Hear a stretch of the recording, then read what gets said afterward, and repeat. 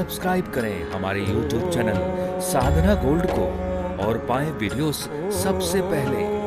Bell icon दबाना ना भूलें। बाबा को पान चढ़ाने का क्या महत्व है और पान की उत्पत्ति कहां से हुई? पान की उत्पत्ति समुद्र मंथन के समय हुई भैया। हमेशा ध्यान रखना, पान के आगे और पीछे, पान का जो पत्ता होता है ना, पान के आगे और पीछे दरिद्रता का निवास बताया गया है और पान के मध्य में किसका निवास है? लक्ष्मी का निवास बताया गया है और तने में कामदेव का निवास बताया गया है। पान में पान की उत्पत्ति कहां से महाराज जी?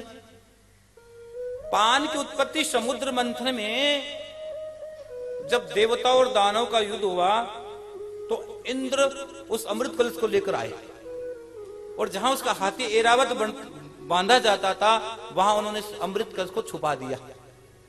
छुपाते समय कुछ अमृत की बूंदें गिर गई थी। वहां एक बेल थी, वो और कोई बेल नहीं थी, वो पान की ही बेल थी। एक समय ऐरावत हाथी ने उस पत्ते को खा लिया, बड़ा मदमस्त हो गया। ऐरावत ने खाया, फिर इंद्र ने खाया, इंद्र मदमस्त हो गया। एक दिन लक्ष्मी की बड़ी बहन दरिद्रता निकल रही थी, दरिद्रता ने खा लिया, वो भी बावरी होगी। उसने कहा मुझे तो बहुत अच्छा लगा ये, इसको तो मैं छोड़ूंगी नहीं, खाऊंगी पान को, रोज खाऊंगी। उधर से नारायण के पास, ब्रह्मा जी से बात नारायण के पास पहुंचे और जैसे नारायण के पास पहुंचे तो भगवान ने कहा सुन, लक्ष्मी को भी समुद्र मंथन से प्रकट हुई है।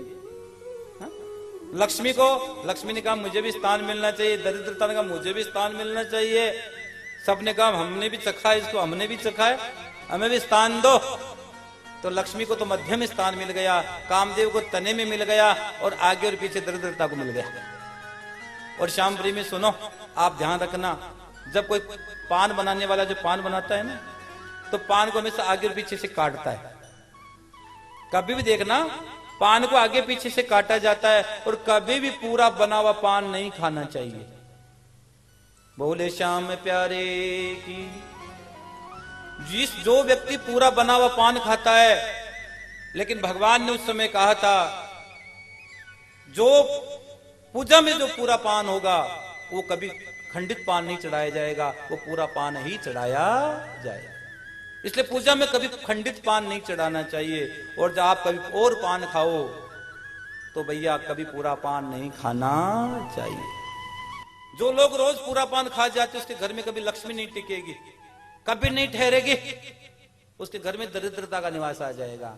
इसलिए पान को पर देखना, पान के पत्ते को अकेले नहीं छोड़ा जाता। पान वाला क्या करता है, बार बार से पानी डालता है, बार बार पानी डालता है, क्योंकि पान के पत्ते को ये लगा हुआ है कि जहां अकेला रह गया वहां दरिद्रता चली जाएगी। और जो व्यक्ति बाबा को पान चढ़ाते हैं, सुनो, जो कोई शाम को चढ़ावे प्रेम से पान, मनोकामना पूर्ण होवे, श्याम देवे वरदान। श्याम बाबा को पान जरूर चढ़ाना चाहिए। जो व्यक्ति श्याम बाबा को पान चढ़ाता है उसके घर में कभी लक्ष्मी की कमी नहीं होती है, उसके घर में हमेशा कुबेर के भंडार भरे रहते हैं।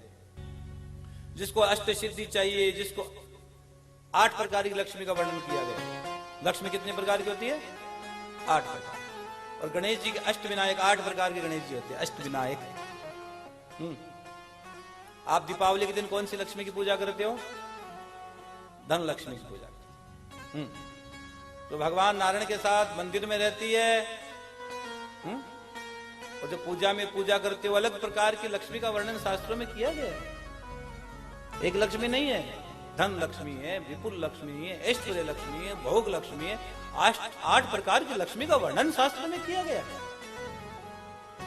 इसलिए जो व्यक्ति श्याम बाबा को श्रद्धा और विश्वास के साथ पूरा मीठा पान, पत्ता मत चढ़ा देना।